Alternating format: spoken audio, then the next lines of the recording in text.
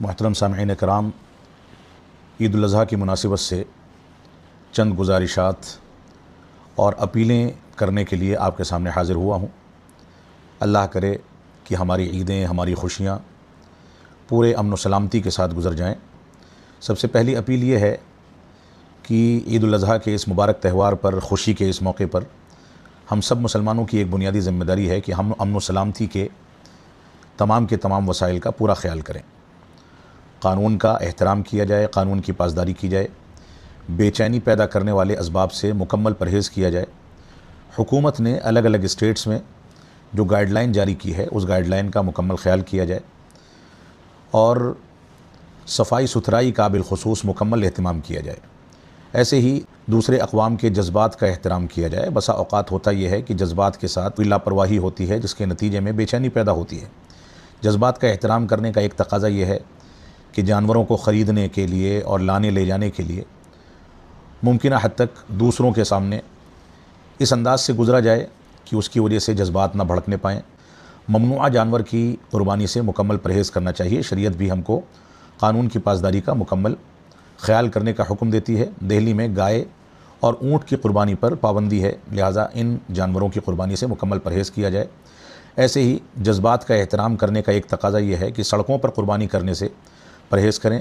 ایسی جگہوں پر قربانی پیش کریں جہاں عام چلنے والوں کی نگاہیں نہ پڑیں، گھروں کے اندر ہوں، پردے کے پیچھے ہوں۔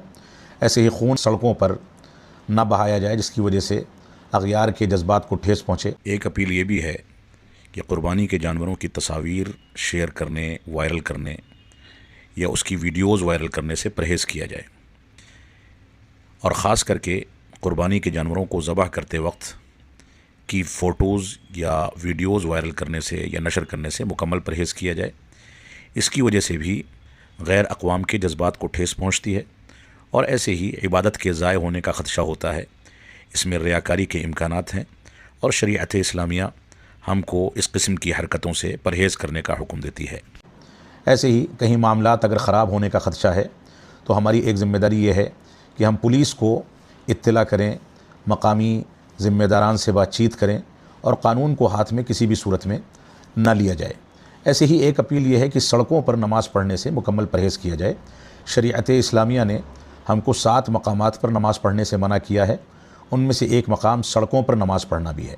اگر کہیں پر تنگی ہے اور مسجدوں میں سارے یا عیدگاہوں میں سارے مصلی ایک ساتھ نہیں سمٹ سکتے ہیں، تو مسجد کے متولی حضرات کا اور عیدگاہوں کے متولیان کا یہ فریضہ ہے کہ ایک ایک گھنٹے یا آدھے گھنٹے کے فاصلے پر 2 نمازیں ادا کی جائیں، تاکہ بھیڑ کو ڈیوائیڈ کیا جا سکے اور سڑکوں پر نماز پڑھنے کی نوبت نہ آئے۔ امید ہے کہ اس اپیل کو آپ سنجیدگی کے ساتھ لیں گے۔ اللہ رب العالمین ہم سب کو ان چیزوں کا پاس و لحاظ رکھنے کی توفیق عطا فرمائے۔